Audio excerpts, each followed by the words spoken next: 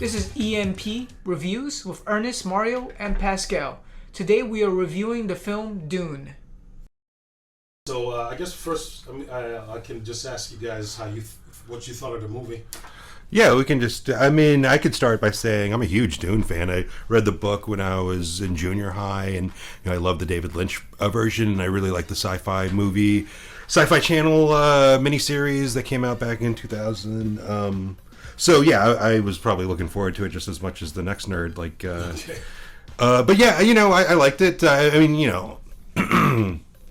It's kind of half a movie. It's kind of hard to judge, But yeah, of course, it looked great. One of the, I don't know, it kind of looks like every high-budget science fiction movie that's come out in the last 15 years. And I don't know if that's a critique or not, or that's just part of the technology doing what it does. But it reminded me a lot of like Prometheus and those Riddick movies, just stylistically and almost in tone too. Those movies are really dry. That's one of the once again, I guess sort of a critique I would have is, it's kind of so hard to not compare this movie to the other movies. The David Lynch movie was just so colorful, and like every scene had like something weird happening in it. But this movie, it's just a different interpretation. I don't know. It didn't have the soul that the other movies, but I wasn't really expecting it to. Like I said, the miniseries was really good too. And that's the production in that is it's low budget. Yes, low budget. It looks like a Sci-Fi Channel, or it reminded me of like watching Doctor Who from like the 70s, where there's like early kind of like composites, that kind of stuff. Well, the new Doctor Who has a low budget too. Yeah, but they're probably utilizing a lot of digital stuff. Yeah, the effects weren't the greatest, but yeah, I like the movie. Like I said, it's kind of hard to have like a completely formulated, like, I kind of need to see the second part. It's like we've seen half a movie, you know what I mean? We all know what's going to happen. Yeah. We've seen the other movies and read the books, and I don't know. What do you think? What do you think, Mario? Oh yeah, go ahead. I actually don't know what's going to happen. I didn't read the books. You didn't? I didn't watch the movies all the way through. I just have a few memories from when I was a kid watching the movie, like very sparse memories, and I think I only watched maybe a quarter of the movie before I bounced. Oh, that's interesting. So you pretty much watched up to where the this movie ends. I think that's about a quarter of the David Lynch movie, right? When they go in to meet the Sand People. Most likely, but it's like a good 30 or 40 minutes into the movie.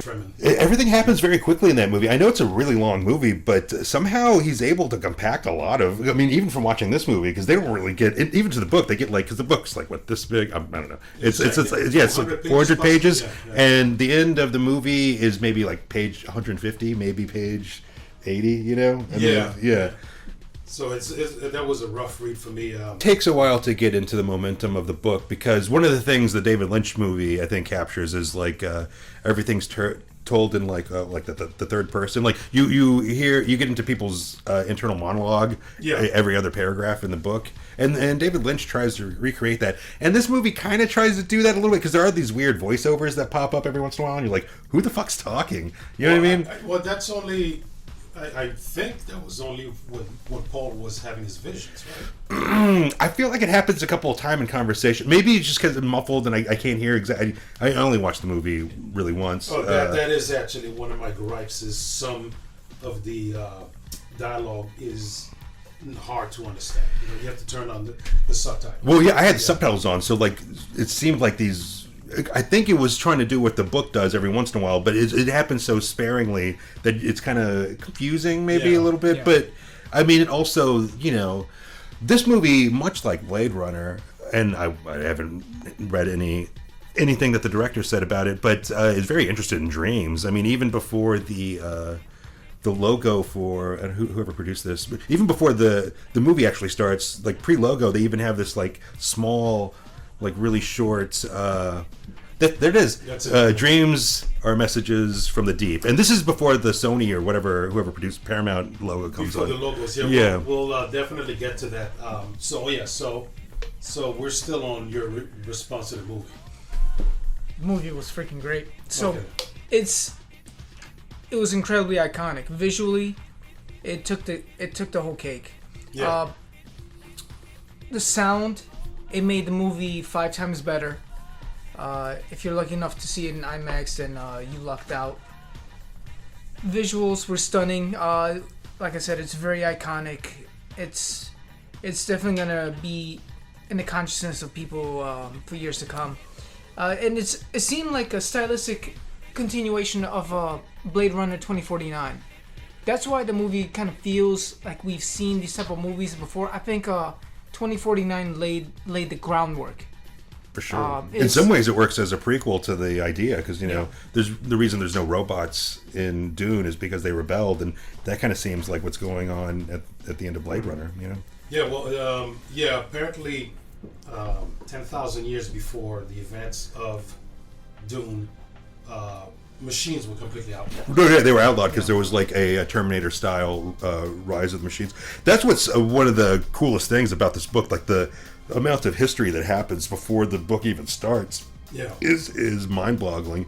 I know the longer cut of the David Lynch version has like a 20-minute prologue with a bunch of art, like pictures, renditions of like the robot rebellion and everything that leads up to Dune. Well, actually, what it is and David Lynch removed his name from this cut of it. It was a cut for TV. There was the cut for TV.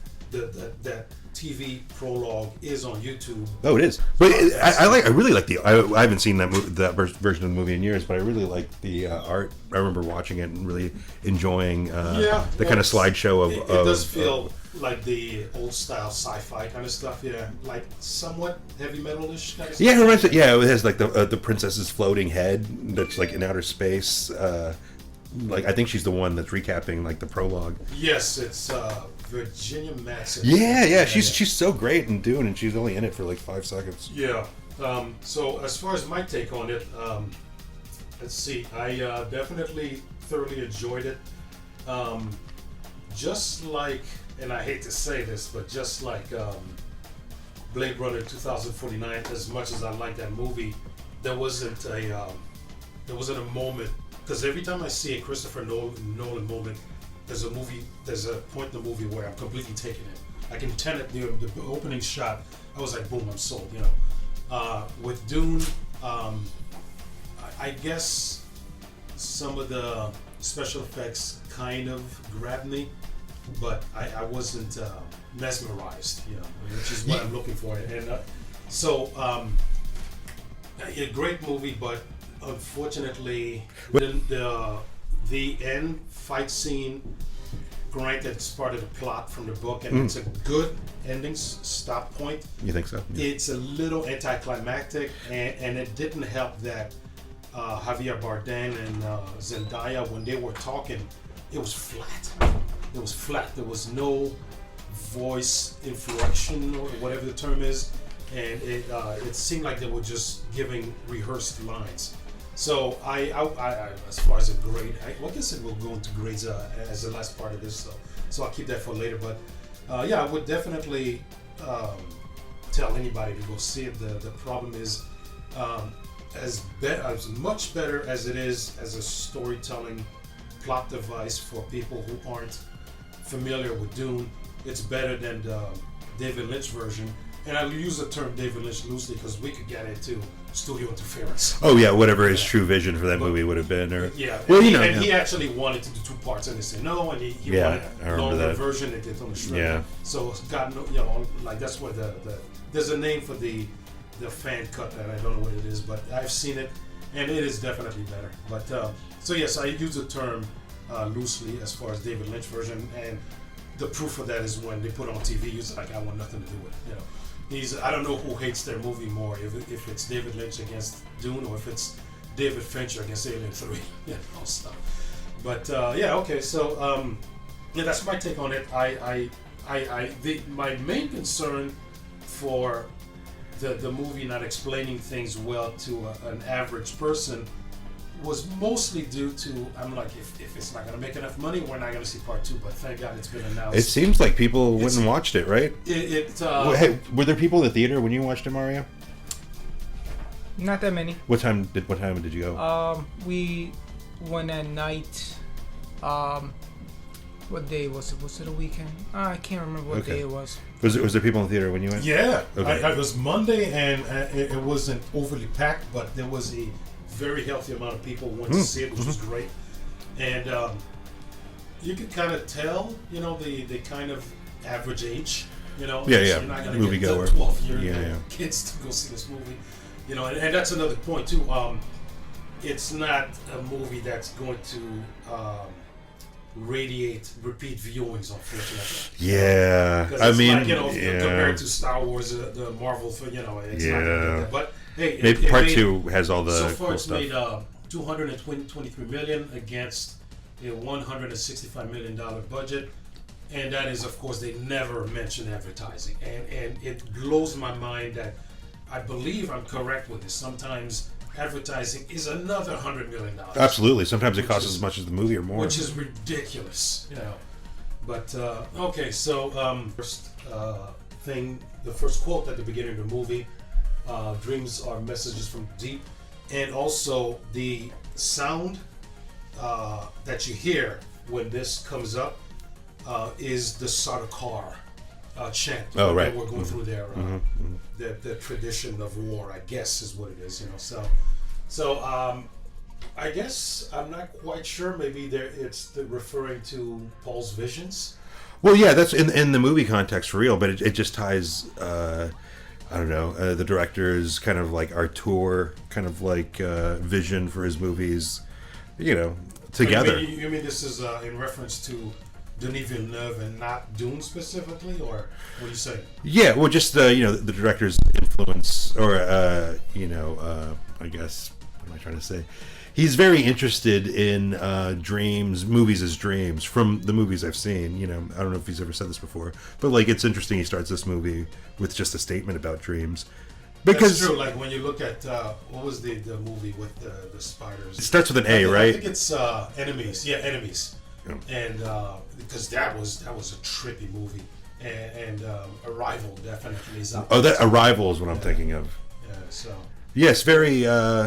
Which is interesting because the whole plot of this of the story has a lot to do with dreams, but kind of has a lot to do with hallucinogenically induced dreams specifically. Because it's well, then again, yeah, Paul had his visions, and the spice amplified that. Exactly. It's almost like he was like some sort of empath, and then the exposure to this drug, turns him into. First, it really messes with him in the movie, and I think this version is a really good idea, really good rendition of showing the trauma that having thoughts like that as a young kid can do to somebody, or anybody probably at any age. Yeah. So dreams, a message from the deep. So message. It's the message is the power. It's the visions. It's the dreams that the main character has, and from the deep is the subconscious. Because most of the time, the power you have, if you have power, it's within you deep. It's sleeping. It doesn't come to the subconscious yet, but you will still get in your visions, in your dreams, the feeling of the power you might have. So that's what it was. Every single time he was having a dream and throughout the movie, it was his subconscious. It was his subconscious telling him the future. So because he's supposed to have the power to see the future, present, and past at the same time. That's and eventually in the rest of the series, Paul. That ability increases to the point that I don't want to ruin it for anybody, but they probably won't get this far into it. At some point, he gets his eyes like taken out by somebody, but he doesn't need them because like he's so smart and intuitive that he knows what's going to happen. Like in the follow-up books. Yeah, I think it's the book after Children of Dune. Okay. Maybe he's a lot older. Yeah, but the dreams are messages from the deep. In the context of the movie, I felt it. You know how the worms live deep into the sand, in the sand, and they the spice is a byproduct of their. It's kind of like their poop. Yeah. Okay. So and the drug is what induces these dreams. So like the dreams of the sand people are kind of like coming from these worms in the deep. Well, in this case, it amplifies his dreams. But the problem is that this shot is from one of his dreams, and that never happened. Well, there's a lot of stuff in his dreams that never, but they're not dreams though. It's just it's a possibility. He's kind of like doing, at the end of, when Doctor Strange does that thing and he looks into the future and he sees all the possibilities in Endgame. Remember that part of the movie? Yeah, that's kind of what Paul Atreides' like super gift is, because he can. They're possible futures. They're possible futures, Seeing alternate dimensions, all the possibilities that can possibly happen. Yeah, because clearly he kills. Well, he kills this guy. Yeah. But he sees a vision of him. As a friend and a mentor and an educator. Yeah, which could have happened in an ally. In a different... Jamis. Yeah. That's the guy's name. Okay, so now this is... did you guys get that... Like, this is the very opening shot when things started to move.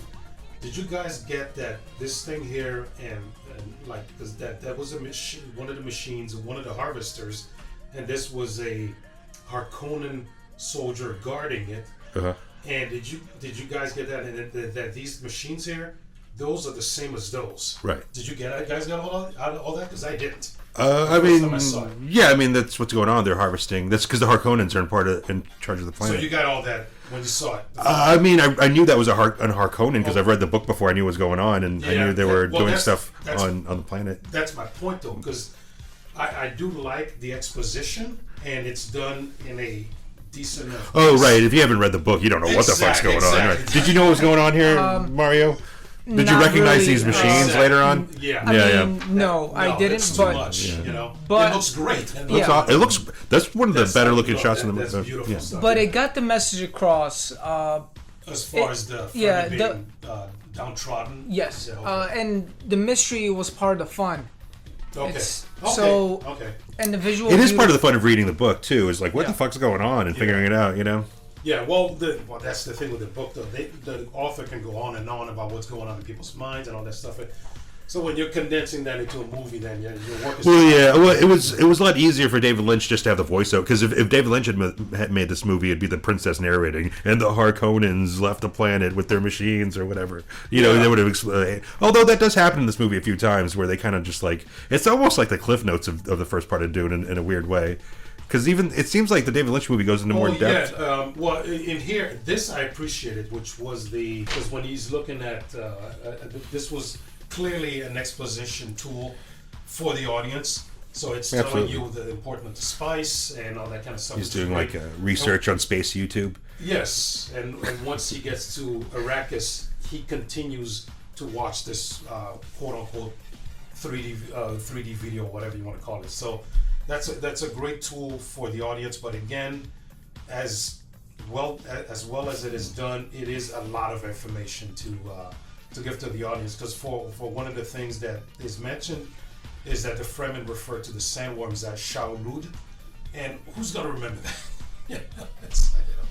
So yeah, it's again like 2049. It's a movie for that appeals mostly to cult people, unfortunately, and people who have read the books, Yeah, and those are the only people who are going to like it. I mean, I really thought it was interesting that they decided to make the if you show the spaceships, their intergalactic spaceships. Highlighters is what they were called, apparently. They look exactly like the way the sandworms look in this movie, which I thought was kind of interesting. Well, the book describes the Highliner as circular, which is interesting because in this movie here, the circular ships are for the convoy that came down to tell Leto that the Emperor wants him to go to Arrakis, and also the Bene Gesserit ship is also circular, But in the book, the circular items are the Highliners, so that's kind of a minor difference. Well, there's a lot of weird changes for the book. Like, for instance, I think the first person Paul kills is actually the Harkonnens that are taking him out into the desert. And it's kind of a big deal in the book, but they change it to the first person he kills is the guy at the end of the movie. Yeah. Which, I guess if you're ending the movie, that's... In this movie, it does make sense because... Well, the way they're doing it like this... Is like, what's he doing? He's playing with this guy, and he's like, Paul's never killed anybody. Yeah, I mean, it kind of makes least sense, though. It makes sense that way. I don't know. Because there's, if I'm correct, there are a lot of events from the time that they're basically leave the castle on Arrakis after the Harkonnen invasion to them meeting the Fremen and teaming up with it. There's a lot more going on. Oh, there's a shitload. I mean, there's so much character development that gets lost because they do. Even though this movie's really long, they skip a lot of things. They skip a lot of stuff. Like, one of the things I really disliked about the movie, like, Lady Jessica is one of my favorite science fiction characters, and they kind of turned her into, like, a sniveling kind of little, like, I don't know, she's just not... Just crying. She cries in almost every other scene. I mean, like, the Lady Jessica in, like, both other Dune versions, and in the book, too, is right out of the gate a badass, and she just gets even more badass throughout the course of the movie, you know? Yeah. I don't know. Yeah, they cut out the Duncan having suspicions that she's a traitor. Yeah, I mean, that's one of the best parts of the movie, or parts of the story, because she's like, dude, if I wanted to kill you guys would have been dead. And and then she does something to, like, show how badass she is, and Duncan's like, oh yeah, okay, I'll back off, whatever. Well, no, what I'm following is the 12 videos by Comic Book Girl 19, who really came off as a specialist with Dune. But even after Jessica logically makes a point that she couldn't be the traitor, because when they had this conversation, he was drunk and everything. Even after making her strong logical point, he still was not completely convinced. You know, so Jessica in the movies, she was portrayed as a mom. As a frightened mom looking out for her cub, rather than a character, a full-rounded character. So that's what I saw. Well, there is kind of like that weird, because it's sort of like, because she goes from being like, I mean, you know, she's cool, but like being kind of a sniveling kind of like mom, like Mario saying, to all of a sudden she's like this badass, like at the end of the movie, and it kind of comes out of nowhere in the tonatically in the movie. You know what I mean? I think because we never see her do anything like that before. Well, you know, the first time she was crying was when Paul was being tested, and that's acceptable because it's an acceptable reaction, because if you fail the test, then we're gonna kill him right there, you know. And my mind went to, what would Leto do if he found out they killed his son? You know, he would go insane, you know. Well, yeah, but he's not like a Jedi. I mean, she's like a trained order of the Bene Gesserit. Yeah, she's supposed to be like in control of her feelings. I'm not saying that Leto will be any threat to them, right? But he still will be insanely furious. You know? Right. No, of course he'd get mad. Yeah. Now, I don't necessarily see her as being too weak, especially when she was about to take, because when she's interviewing that servant, you know, and she's doing hand signals to the guard saying, you know, prepare yourself, there might be violence here. And then she says to the woman, it's like, I know you got a knife, and believe me, you ain't gonna do anything with it. So that certainly showed a lot of strength to me. So the crying happened during the escape, when they were hiding from when they were waiting the sandstorm out, and she was grieving. And she was grieving We're going through a tunnel. Yeah. She was grieving her husband's death, the realization of it. Okay. That was the other time where she was crying. After that, she... Oh, no. There was another time that when she was walking through a hallway, she was crying. Wait, didn't she start crying when they were in the tent, too? No, that's when her... Oh, is that the same part? There's a scene before that. There's a scene...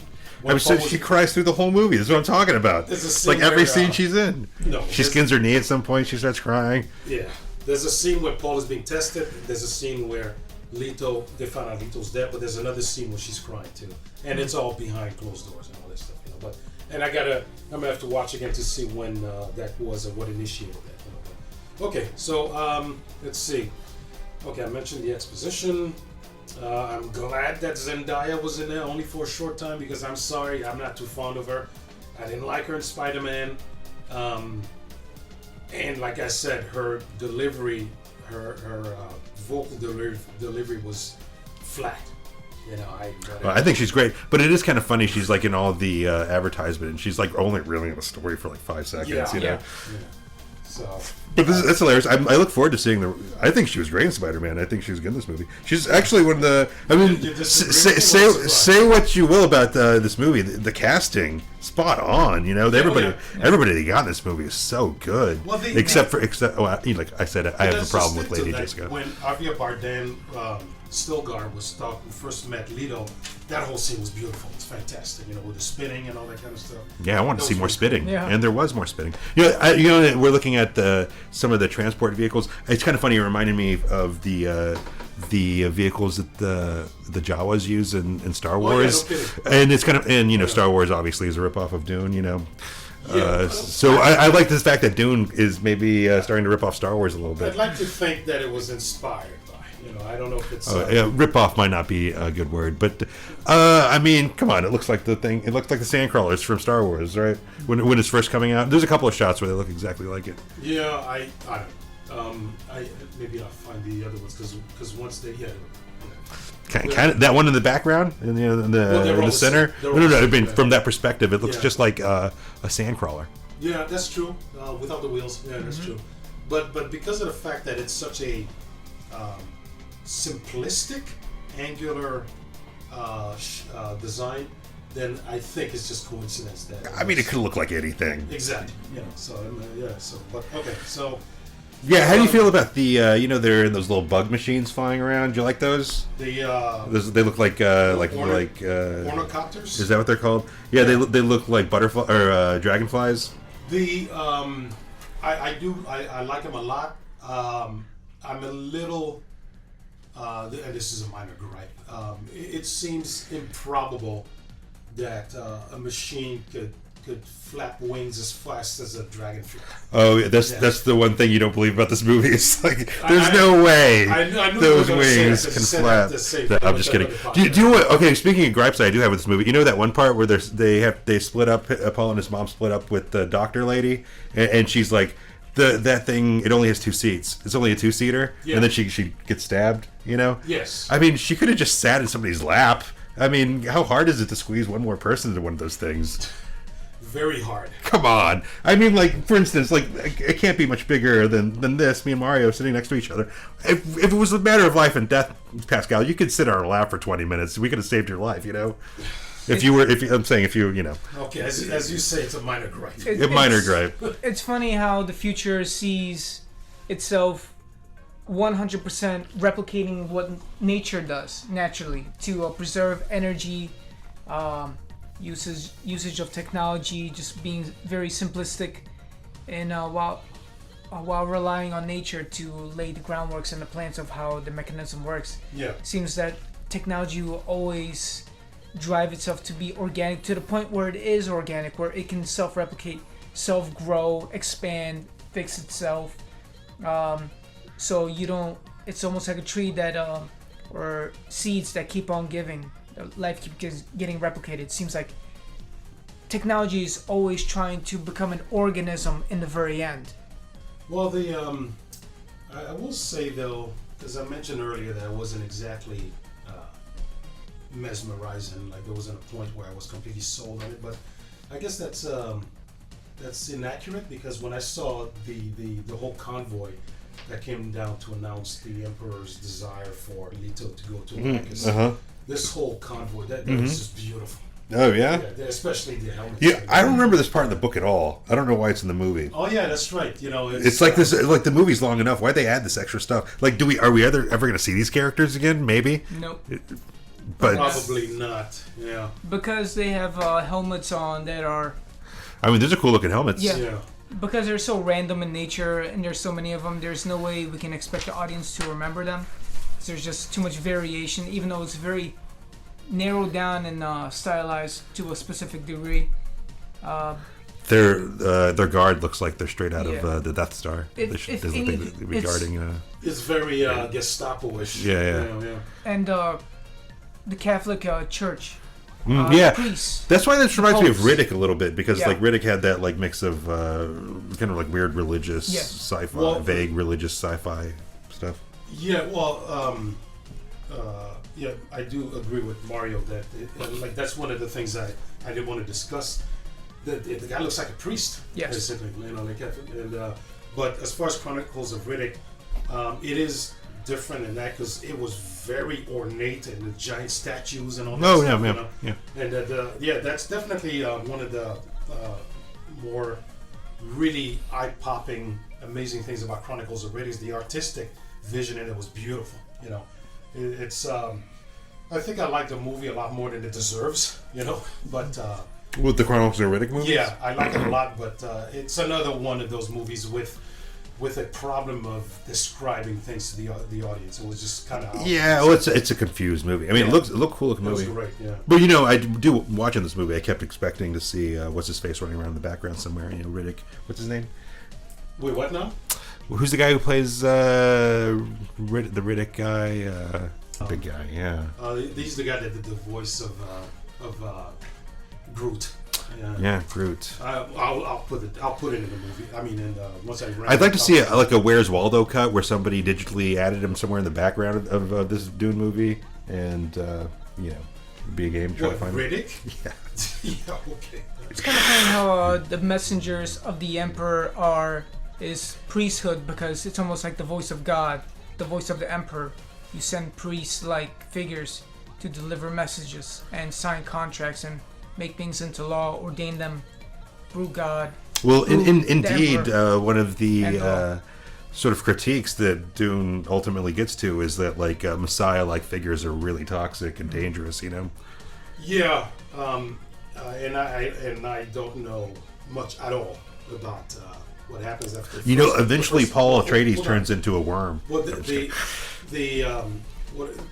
from what I know a little bit of what happens after the first book, I guess Paul is not really that great of a guy, and he does transform into a weird creature. Yeah, no, maybe it's his son that turns into a worm, because his son takes over the main plot, who's named Leto too. Leto the Second. Yeah. But one of the things that's cool about this movie the first time we see the sandworms in front of Paul, Yeah. it's about to eat him or something, and it's like straight out of the cover of that book I'm thinking of, where Leto the Second turns into a worm. The actual novel version, Yeah. if you can find it and put it side by side to that, I'm pretty sure they look exactly the same. The paperback Wait, novel of Dune, like maybe what- Children what- of Dune. What the creature turns into? No. Specifically the scene in this Dune movie where Paul's confronted by the sandworm at night and looks like it's about to eat him. It looks like the cover of, I think, Children of Dune. That one, yeah. Yeah. I'm pretty sure if you put them side by side, or one of the Dune books, I can't remember. Oh, okay, I see what you mean. It's definitely the whole the mise en scène, as you would say, is exactly Well, like the I cover think of that. that may just be a coincidence, only because this is an event in the book. And that's just Well, yeah, that's what the cover was supposed to represent too. Yeah. Okay. So my next point was this here. Since computers have been outlawed, some human beings are the ones that do heavy calculations. Did you guys get that? That's what was happening when their eyes were like this? Yeah. Did you get that? Not until later on in the movie when they're having a council meeting and his eyes flicker back in the. You thought he was just rolling his eyes at what the Emperor was that's saying? when I I'm just realized kidding. there's something going on that's beyond just natural. It's something biological, advanced. Okay. It's prosthetic or something, an upgrade, because that's not natural bodily reaction. Yeah, because I think Peter de Vries does that too. Here when I gotta think of. I wish I had all these names ready to go. Bautista's character this is when he comes in to start screaming about how the Emperor took away Arrakis from them and stuff like that. So yeah, because he once he comes in, his eyes go back to normal and stuff. So but I don't know what calculations he would be doing, but whatever. I did like Jason Momoa's character. I believe that's Duncan, and Yeah, they added him a lot. and he's another one of those guys, kind of like Tom Cruise, where he seems to be playing the same guy all of the time.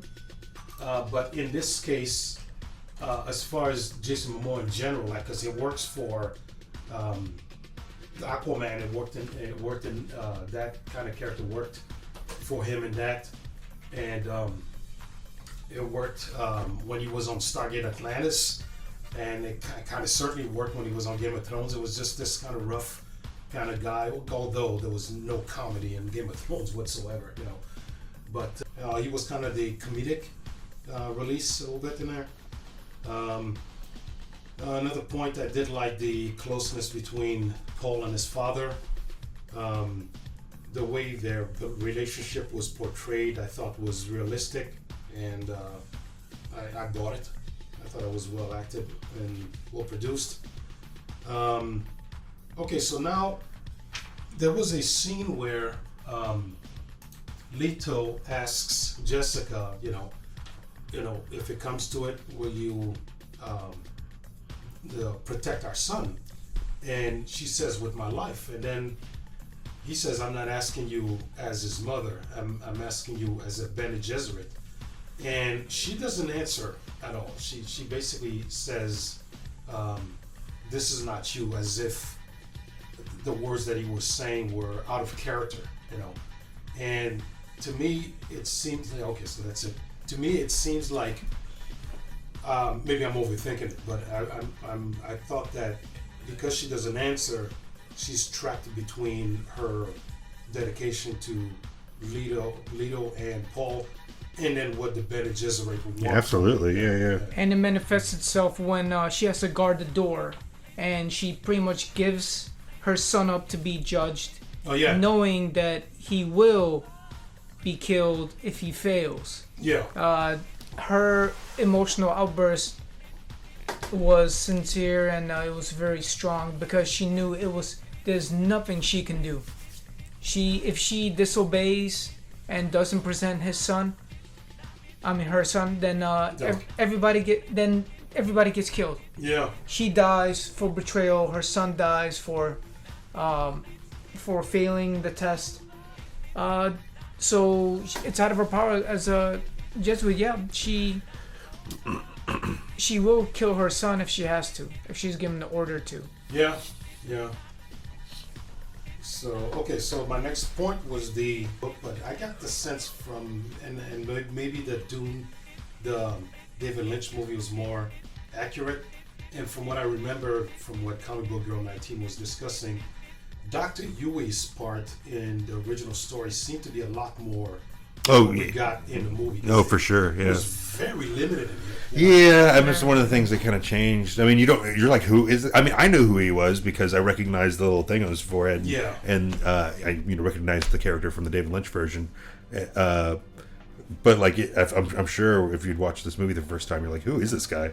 Yeah, and also, to make matters worse, he's got an accent. So some of the stuff he was saying was not clear, especially in this scene here when he just told Leto that, I just betrayed House Atreides, and the whole thing with the tooth and all that stuff.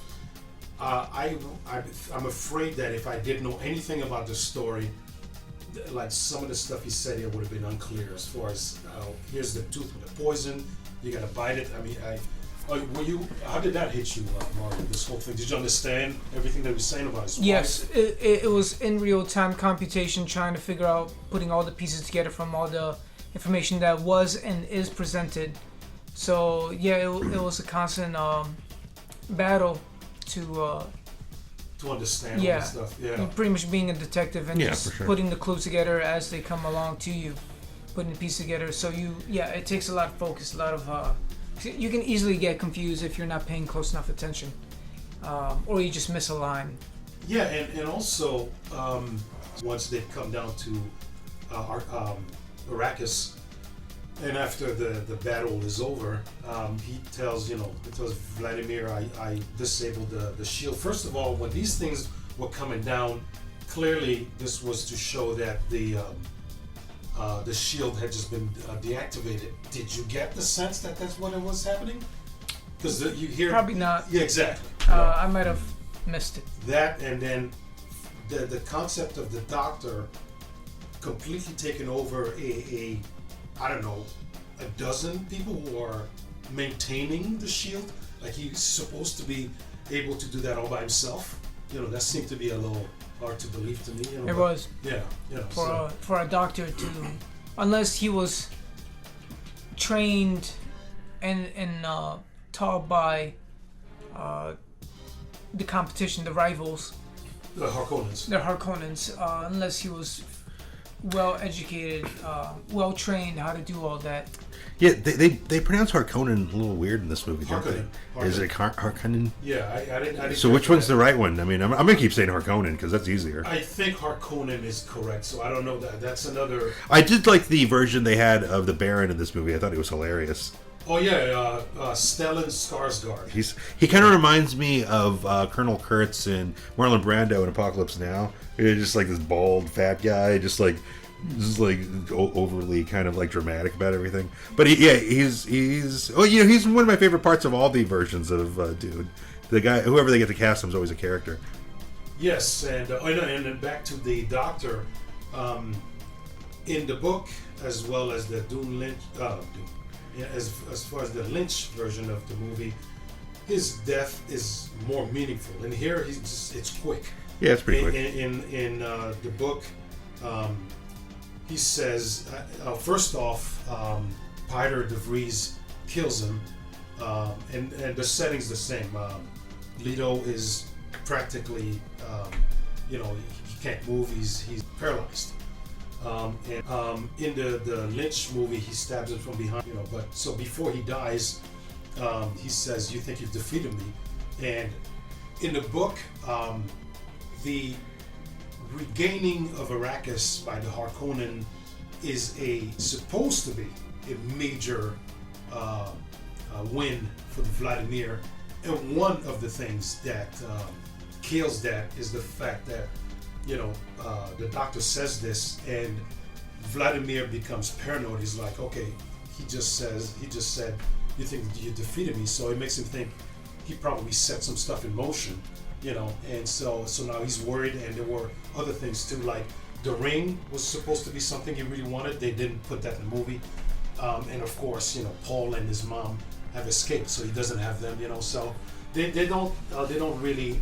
That's probably something they probably should have put in here too. How something, it would have been really valuable if he had the entire family, But whatever. So, or like right before he died, what if he said, "You're doomed"? So, that he might as well have said that according to the book, the way they described it. Yeah. So okay, Dave Bautista was pretty cool with his kind of babyish face, I guess is what you could call it. Although Harkonnens are bald, but yeah, that's kind of funny because like in the David Lynch version, they're all redheads. Oh, they are. Yeah, that's right. You know what the Harkonnens look like to me in this movie? They look like the engineers in the Aliens movie. Very gray, very lifeless and pale. They even got that weird forehead thing. Yeah. All of them have that weird forehead thing. Well, it probably a little more. Well, it's kind of a mix because the Harkonnens who are bald here. I don't get the sense that if you took off their clothing, they all would be ripped. The Sardaukar. I hadn't thought about that. What do they look like underneath? The Sardaukar would definitely be ripped, But I mean, even their outfits though, like that kind of looks like what the engineers are wearing. I mean, I mean, of course, it's like Geiger's not doing. It was more organic. Yeah. This is military stuff. For sure, absolutely. I was turned off by Batista's overacting, being way too emotional, way too dramatic. You think so? It was great for the movie, but like personally, I was a little turned off by it. But like a little too overacting. It's kind of, we don't have enough reason to know why or care why he's so emotional. He might be, he's just being petty. Okay, instead of having, kind of came out of nowhere. We didn't have a reason to believe his emotional outbursts. Well, this is good that you're here because you're representing the unknown viewer, yes. if I could call you that, because that's probably why I missed the melodramatic reaction that he had because I know what's going on in his mind because I'm familiar with the book and all that kind of stuff. Yeah, he seems like a character with a lot of past, a lot of grudge, possibly, but because there was no clues, no character development, even hinting why he's so emotionally pissed off. That's why it seemed like overacting because we weren't. There was nothing to feed us the reason why he was so melodramatic. It does help that he does say, why did they give him Arrakis, and then you do find out later on how much money they were making, So that is good. But Dune Bucks, I think is what they call it. In no. I forgot what Two Fear called it. Yeah. And it's a little like a little gripe I have with other movies. Is a lot of movies like Total Recall, they refer to money as credits, and I always find it a dumb name.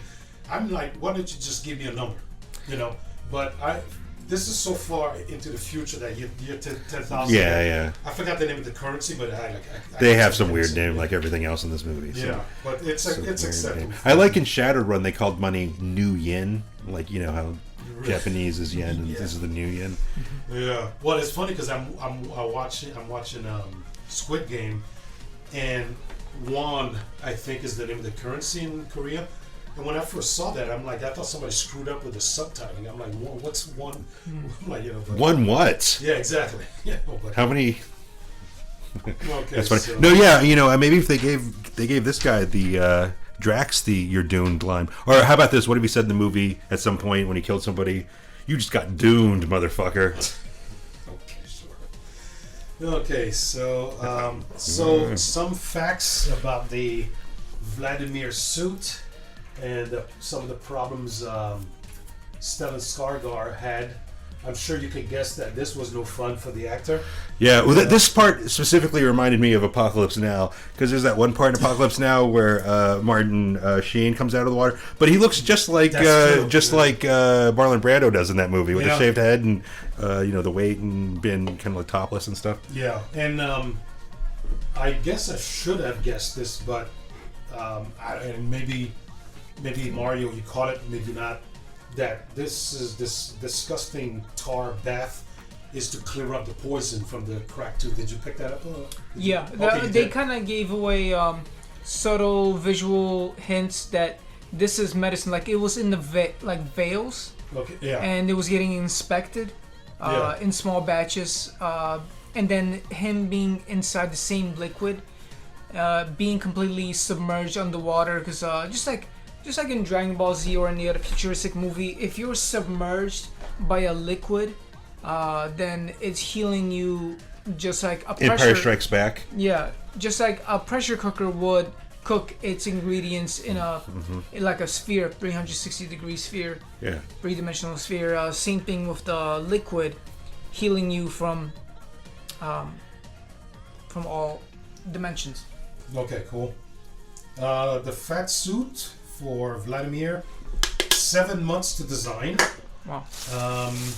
Makeup artist is Donald Mowat, and it took 5 hours of makeup for Stellan to become the Baron with his clothes on.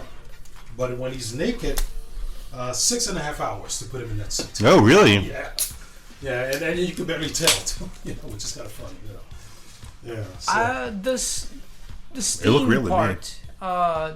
The steaming part was very interesting because of what? You didn't know if it was just for visuals or if it was for rich people being in steam baths, or you didn't really get the impression like which way this is going. But you do know it's very. Taking steam baths is affiliated with being wealthy, with being rich, being in charge. And being fat. I see a lot of fat and people. And being fat, yeah. It kind of hits a lot of tropes. Being white. Being white and fat. Being rich and gluttonous. I think I'm going to go with gluttonous, considering the disgusting aspect. That's his thing about it. I like how when Duke Leto is dying, he's commenting on how good his food supplies are. He's like, man, this is delicious. Oh, yeah.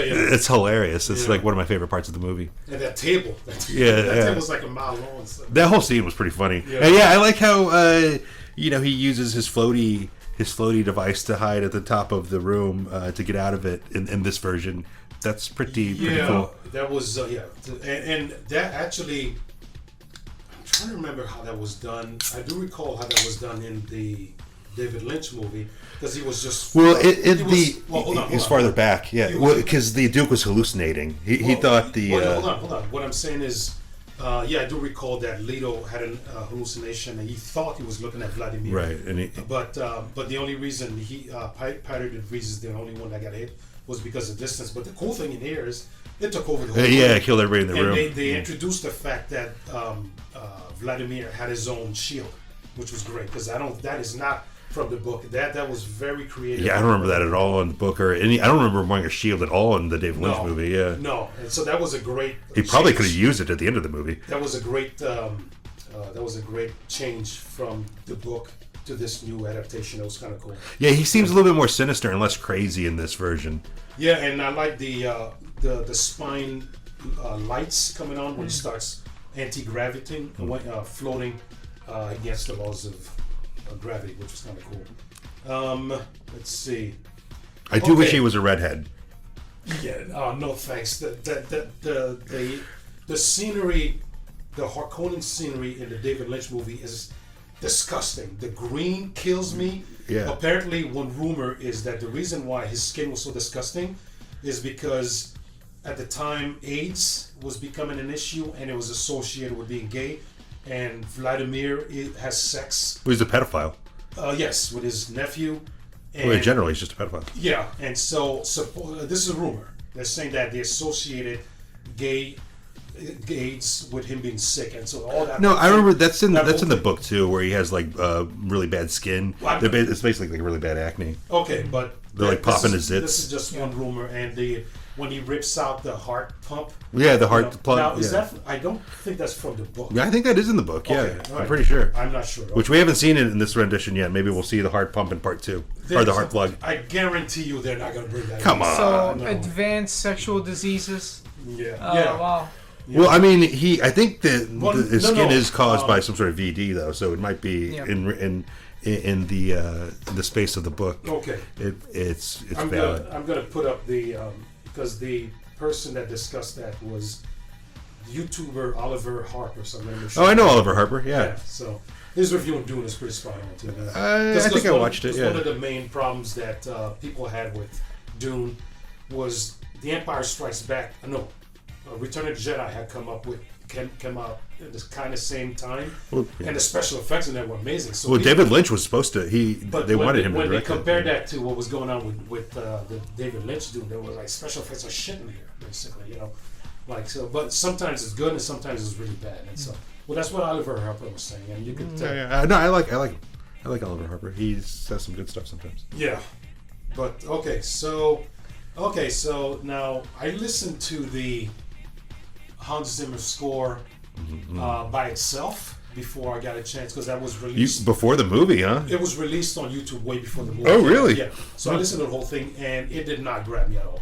It works fantastic with the movie, but unlike Man of Steel, unlike Interstellar, unlike I actually like Batman vs Superman. I did like that, and Blade Runner. I could listen to those by themselves, but the score for Dune 2021 I can't listen to by itself.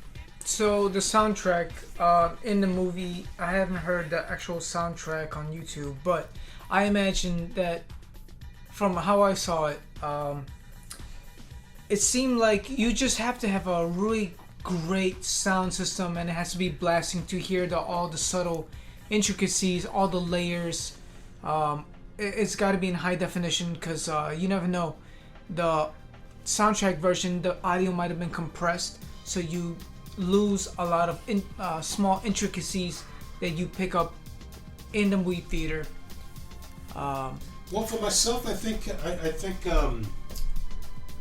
because the same system that I'm using, that I use to listen to that soundtrack is the same one I listen to the other scores I mentioned, and I could tell the difference and stuff, with the earphones and all that stuff. So it is great. It's just that I need to watch it with the movie. I can't do it In by itself. context, it works great. By itself, it's not It's iconic not very- enough. I mean, It's even not the memorable. Blade Runner soundtrack has parts where you don't know if it's an engine you're listening to, Yeah. or if it's music, and Yeah. in spite of that, it's still fantastic. Yeah. So okay, so yeah. One of the things I did like about the soundtrack is there was a callback to the Toto soundtrack Yeah. earlier on in the movie I with the don't- electric I don't- guitar and the Okay. synthesizer, which was pretty funny. Well, one thing I didn't kind of like about the soundtrack though is like kind of when they start introducing the Freeman people, it becomes very like Middle Eastern, like typical post 9/11. Well, kind of like that's definitely my next point. Okay, yes. The first thing I'm going to say is that Mr. H, that's the YouTuber. The guy I know Mr. H. The guy said the scores is garbage. Okay. However, Midnight's Edge were a lot more accurate, and they said exactly what I just said, which is that it works well with the movie, but by itself it's not that great. And they even went ahead and called some of it industrial because of all the noises and everything. But yeah, now you mentioned, because clearly, to me, there seemed to be some reference to the Middle Eastern, I don't know, influence, if you call it. Well, the book is highly influenced by. There's the word jihad, which they didn't put in the movie for obvious reasons. Oh, they didn't. Yeah, Okay. Yeah. You don't hear that word in the movie. Well, I guess I wasn't looking for it. It's almost like desert life is universal, so they just decided to just transfer over existing traditions, whether it be wearing extra garbs to cover all your limbs and faces. I mean, you kind of have to wear that stuff in the desert. You know? Exactly. You protect yourself from the heat and the sun. But a shot like this, I mean, that seemed to me that's very Middle Eastern. At least it is. At least to me, and the garb that I don't know what to call him. The guy that was watering the palm trees. I mean, what he was wearing absolutely really screamed to me to be of Middle Eastern descent. Yeah, that is he's wearing sandals and everything. Okay, cool. There's a cool hat though. And also, especially the something that is very telling in that respect is the veil and the jewelry Jessica is wearing when they stepped off the spaceships onto Arrakis. She definitely looked like she had a Middle Eastern outfit. Like I said, the jewelry that she was wearing. Okay, I understand. The face jewelry is very Middle Eastern, more than European. It's also priestess. It reminds you of something religious. High priestess, where the wealth is part of the church. Okay. Especially for the higher ups. So it seems very traditional, like ceremony. It's ceremonial, and it is a ceremony because they're arriving to a new planet, and it's almost a religious experience, especially for the people outside, believing that their Messiah has come. So, and she's also a Messiah herself. Well, she's sort of like the Virgin Mary to Paul, and I think that's the appropriate, like even like sort of like because she's technically the consort, not the queen. So it might be something that you might have a harem girl wear, which is kind of what she is. Okay, so the next point is, I really hate to bring this up because I like the movie as much as I do, but the colors were not very saturated unless they were in the visions, like when he had visions like this stuff. They're very saturated here. Yeah. But for the rest of the movie, it's that's in a vision. It's drab. It's very and you look at so here. That makes sense because anytime anything penetrated the shield slowly, you got red. Yeah. And this was the gas coming to his face. But for the most part, it's very lacking in saturation. It's almost oppressive. It's very industrial, highly industrial. Like there's nothing more industrial than big open spaces, very few characters on the screen, and just everything is sanitized and also layered with mist. So it feels empty, but it's also mysterious at the same time. It's very alien-like industrial, very cold. Yeah. Reality is very cold, until you get out to the desert. Yeah. That's when things are very vibrant and open because you're in the light. You're living amongst the light and a whole new power rather than a very cold, controlling, mechanical-like organism that just consumes and controls. Yeah. and there's no room for emotions. Yeah, that's true. It's cold. And I screwed up again. Damn it! I cannot recall the word they were chanting in reference to Paul. You know, and that's important. This story, and of course I forgot it. You know, so That is. I'll just Yeah. I'll put it up during the rendering, I guess. Even from my end, hearing it, that when I heard it and it being mentioned, it being explained to the audience, I knew and everybody knew, like, yeah, we're not gonna remember that word. Especially because it's not in our native tongue. We're not familiar with the dialect, so expecting the general American public that really. yeah. If they should just be chanting Dune for Exactly. the American. We need the American cut where they just chant Dune whenever we don't understand. It's Paul Muad'Dib. Yeah. Thank you. So that's something that I know that is that what they're chanting? Because Paul Muad'Dib, that's the name of the. Muad'Dib is what they call it. Yeah. Muad'Dib's the name of the little mouse they Yes. see, and it's also what they end up calling Paul at the when he becomes the Paul. But it's also the name of the other moon, I think, the smaller moon because there's two moons in Dune. Oh, no kidding. Mm-hmm. I'll look that up. Yeah. Okay. Because there are two moons and one is scarred. Right. Yeah. Okay. Cool. Let's see here. I don't know why they put this in the movie, but the creature that the Bene Gesserit orders out of the room when she's meeting with Vladimir, that spider that was eating. Yeah. I don't know why they did that. Because I forgot about that. Do you have a steal for that? I want to see that. Yeah, I'm looking for it. It was very disturbing seeing it, and I was trying to figure out as well. I was trying to play detective and figure out the meanings of it, and it could have been used as a spy device, not intentionally, but using powers or technology to take out the information. It can't be a robot, right? No, it's an animal, and it's not convincing. It might as well have been done by Jim Henson. It's pretty scary looking. Yes, it is gross looking. Yeah, it's very nightmare-like. But the fact that it left when she told him to leave, I thought that was kind of cute. Yeah. It's like, okay. Well, one of those things seems pretty handy. It's got like little hands and probably do a lot of stuff. It's almost like the spider head from the movie The Thing when it crawled. Yeah. So you want to take a blowtorch to it anyway. Okay, so so now this was not well done, if you ask me. This particular part, which was that, at least in the David Lynch movie, the hunter seeker was just floating around, looking for a target. In this movie, it came right up to his eye and stopped. Now, is it because it hit the hologram that it stopped? Because it stopped right in front of his eye. It's either he used the voice or used his power. But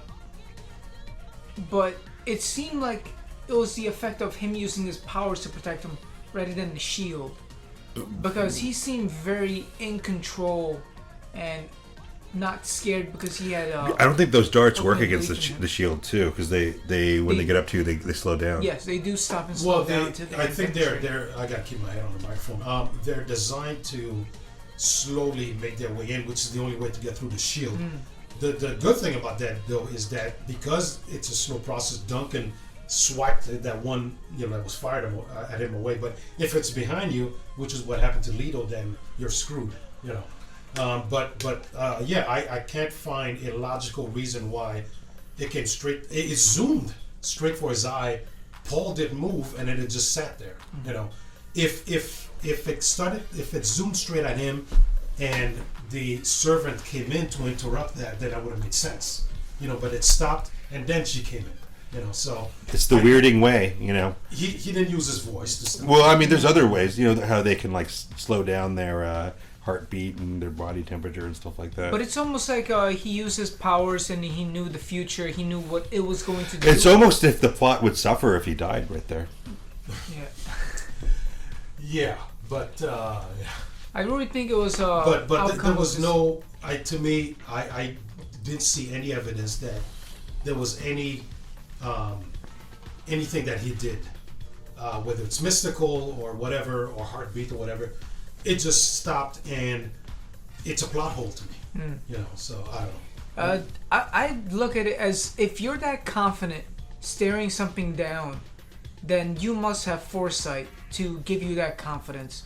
I really think it was his subconscious future powers that maybe gave him so much confidence about just being unfazed by the hunter seeker. That was my impression of it. This is why. Okay, so perfect example. The reason why I was having trouble finding the screenshot is because he's in the middle of the. Oh well, that's probably why he's using it as camouflage. I mean, maybe that's that's what. Maybe like hopefully the what is he standing in? I'll tell you in a second. Oh, okay. When the hopefully this will be explained in the Blu-ray with a commentary.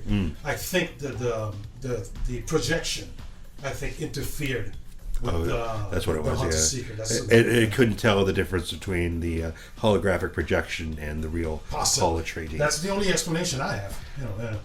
Well, maybe Paul's Bene Gesserit training has taught him how to act like a projection convincingly as part of the thing. A major problem for me was because when I'm trying to think of this YouTuber, Quinn's Ideas. Yeah, I like Quinn. He's guy, cool. Obviously, he's a Dune nerd. Exactly. Obviously, a tremendous fan of Dune. Now, when he described, because he had an earlier screening of it, so when he described how the voice was portrayed in the movie, he said he had trouble describing it because of the cool effect it did. And I liked it a lot too because what it was when Jessica said try the voice, so he tries it, and instead of you see his lips move. And you hear a booming sound, and then you hear the words. So there's a delay, and there's a real strong sound. It's never done like that again. And that's I like that effect. And maybe it was done that way then because he was trying it, you know. But I wish it was like that for the rest of the movie because that is very mystical and sci-fi and everything. And so it was a little bit of a disappointment that they stopped. They didn't do it that way. I thought the voice kind of sounded like the Wicked Witch of the West a little bit from Wizard of Oz. Like an amplified version. It's been so long. The only thing I've seen is Return to Oz. Hopefully it Yes, wasn't... actually you're right because there was a low pitch and a high pitch at the same time. It was like two witches talking at the same time. Yeah. So they may have taken his voice and then superimposed a high-pitched version of his voice at the same time. They just made him do the Wicked Witch of the West impression, and they added some reverb on top of it. Hopefully it wasn't a byproduct of a budget and clipping editing for time. Why they got rid of the effect and changed it from that point on. I can't imagine. No. Or maybe it was just a mistake editing, and the thing was off. And they didn't go back and correct it because it looked cool. I seriously doubt that. I think I mentioned already how I did. Yes, I mentioned I love the scene where Stilgar comes in and spits and has that whole conversation. That was great. And Duncan's attempt to calm everybody because obviously it looks like an insult. Yeah, you'd think he'd warn everybody that's a custom before the eating even started, or maybe even before they got to the planet. Yeah. He should have been like, hey, these guys like to spit a lot because water's precious.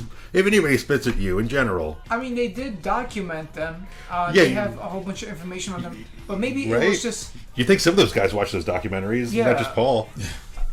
Unless they just didn't have recordings of them interacting with each other, showing each other respect. They were very elusive. So. That's like some alien coming to Earth and them not telling them that we shake hands in America. You know what I mean? It's just like, it seems like something you should probably know. There was a specific thing like that in Star Trek The Next Generation because this guy who was supposed to be even more empathic than Deanna Troi, so he was supposed to be going between some people of the Federation and the I remember that race. episode. They totally got offended and they killed him and stuff like that. And Riker was blaming the guy for it, and it was great. And unfortunately, the guy was completely unstable because he was too empathic. Yeah, there's a couple episodes like that because there's one where it's like this crazy guy trying to sleep with Diana. I think both of them, and then there's this one guy who's like who can't talk, and he has like three herald of three people. Yeah. It's kind of the same plot, but I can't remember. That which was rough because they killed all three. They killed all three of them, and he freaks out. Yeah, that was what a that great was episode. a very good episode. Yeah. Actually, yeah. Okay, so minor gripe, but I thought the sandworm attack in David Lynch's Dune was just a little better because when they consume the harvester, it explodes. And in our that's right. in this new version, it's just He just swallows it up. it's the Sarlacc pit, Yeah, basically. it's an interesting approach because like the sandworms are more of like a vortex that form. That's more of what gets you than the sandworm eating you. It seems like if you're, unless you're gigantic, like this gigantic machine he's eating in the. But I will say the teeth here are a lot more. They're interesting, tremendous. and they remind me of how whales have their teeth. They're kind of like bristles like that because they filter all the bacteria. Yeah. They don't eat anything big. They just eat like a lot of like little stuff. Yeah. That kind of reminds me of like just a big whale mouth. Or some sort of underwater creature. Yeah. More coverage. So the ending fight scene, it seemed very anticlimactic because all the stakes were taken away because he could see the future. So they took away the element of him almost dying, being in serious danger, feeling overpowered, feeling challenged.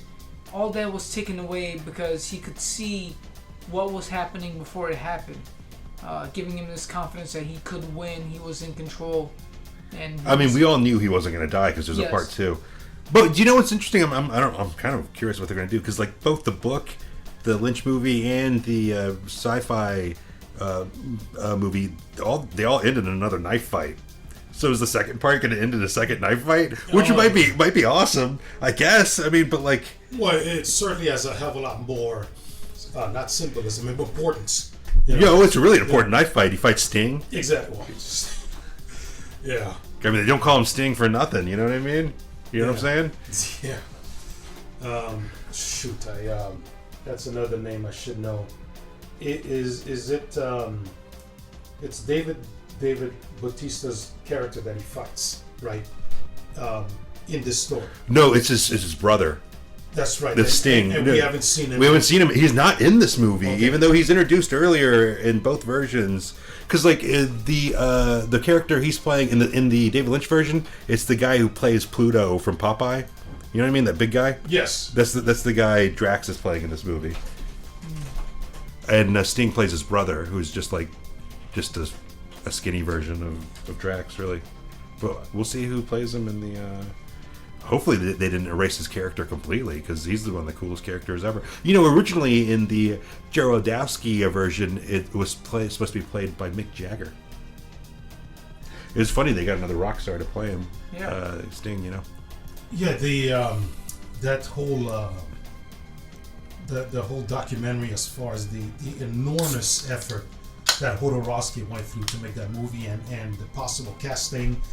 And Salvador Dali's requirements and all that stuff. It's all hilarious. That's It's crazy. Legend stuff of legends. Yes, it is. But Pink Floyd was supposed to do the soundtrack. There's a lot of weird things because Pink Floyd was supposed to do the soundtrack, then they get Toto. Then Mick Jagger was supposed to be Sting, then they get Sting, stuff like that. Okay. Yeah, it's right there. Fried Rotha. Okay. Fried Rotha is the character that. We have not, hopefully he's a redhead in this version. It is definitely bizarre that they haven't introduced him yet. Even if they introduce him in the second part, I think it's a mistake to not have him not having seen him yet. I think so too, unless they just couldn't. They're still trying to land some, like they're trying to get somebody really specific, and they're maybe they'll have a little bit more leverage after this movie comes out to get like Leonardo DiCaprio or something to play him, or maybe not him. Maybe that kid that's playing Batman now. They'll probably try to get him. You know what I'm talking about from Twilight? They'll probably get the Twilight guy to play him. The guy's playing Batman, right? Yeah, Robert guy's playing Peterson. Batman. Robert Patterson. Patterson. Yeah. Yeah. Robert Patterson is Sting. What do you guys think? I'm calling it right now. How much money do you guys want to put down on my bet? I got 5 on it. Nah, I don't have an alternative. So who knows? Maybe would it be? What do you guys think? Would it be a good idea to have Paul Atreides at the end of part 2 fight Raban instead of instead of Raban is Dave Bautista's character. Oh no, I don't want to see him. No. That guy dies way before that. He dies. He gets his like head caught. That's true. Yeah, that's true. He's got a great death. But I mean, as far as changing, please don't change it, Dune people. Yeah. If you're listening, that would make sense. Yeah, you do. See, because it's like, I guess because I'm trying to think of how it would feel narratively to introduce Fide in the second part. Even, like, in spite of the fact we haven't seen him yet, I guess transferring from Raban to Fide makes sense. I guess. Yeah. I think they're just holding off because they know they're going to get somebody big to play this character, and they don't want to show their card. I don't want Patterson in there, but then again, I don't either. I'm just saying it's probably going to be him. Well, the thing is, Denis Villeneuve is like Christopher Nolan in the respect that you could, for the most part, you could bring in anybody into your cast and they'll generate a good performance out of them. Although I almost sound like a hypocrite when I say that, because some of the times Javier Bardem and Zendaya were flat, So, but because the thing was like, as far as Christopher Nolan, when I went to see Dunkirk, everybody was saying that there's what if it's the kid from Dunkirk? Hold on a second. There's a guy in there who's a performer, he's a singer. People were saying, is he going to be good? And I didn't know who the guy was, and I couldn't tell because everybody in the movie was great. And nobody sung. Yeah. But anyway, so the... how about this for Fide? Yeah. The kid who's playing Spider-Man right now, Tom Holland. Absolutely not. Come on! No. As the evil Paul Atreides? No, thanks. Because that's pretty much who he is, Oh, boy, he's like the evil Paul Atreides. The only thing that... And he's a redhead. The only thing that would make sense with that is the fact that Paul is very tiny, and so having another tiny person... Well, that's the thing, though. If you read the books, he's supposed to be... Lady Jessica was supposed to have that as a kid. He was supposed to marry... That was supposed to be the Kwisatz Haderach was supposed to be. She was supposed to have a girl. Oh, but right. But he's just like the mirror version, though. Like, oh no, that's right. She was supposed to have a girl, and they was supposed to marry her off to that guy. Yeah, right. Something like that. Yeah. Like that was. So she completely demolished the Bene plan. They've been working on for centuries. Yeah. But But he's basically supposed to be the evil Paul Atreides. Is all I'm saying. He's supposed to be the mirror universe. The counterpart. Yeah. So the guy who's playing Spider-Man, kind of, he'd be. No. We dye his hair red, and he's in. Now I could not find a mentioning of this in the Comic Book Girl 19 narration of the book. Maybe Ernest, you know this. So in the David Lynch version and this version, the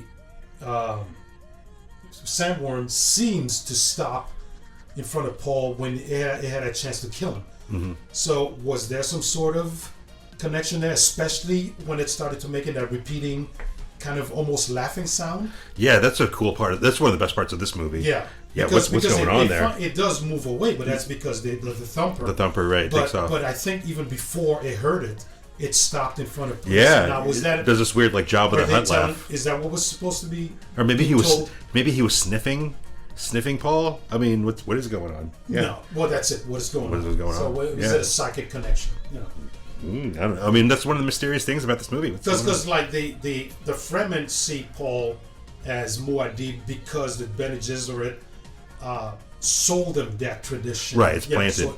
But the sandworm is not affected that way. Right, he doesn't know what's going on. It could be a mental power. Yeah. Being or a just Messiah. sensing the Messiah. That'd be maybe because maybe into their lore, the Messiah lore, he can control these things. They are. Well, that's part of the story. He's one of the best sandworm riders ever. Well, he wasn't one yet, but eventually in the story. I suspect they're just telling you there's a connection. Yeah, I think that's what it is now. I wouldn't be surprised to see that he would be able to control, communicate,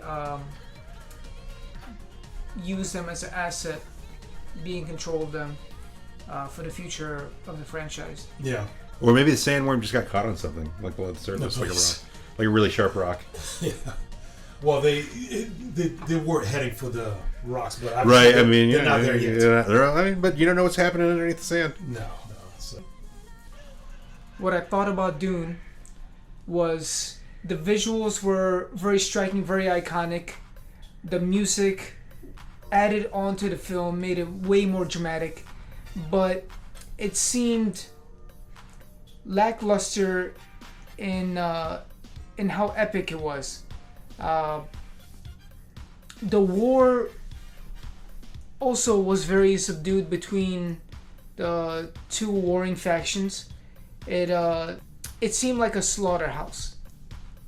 You mean when the Harkonnens came down to retake Arrakis? Yes. Okay. It seemed like they didn't show much because they knew they were just outpowered, outnumbered, out-resourced, going out there without the proper garb. Although the proper war garb is probably not as important as their actual shields that keep them from getting hurt.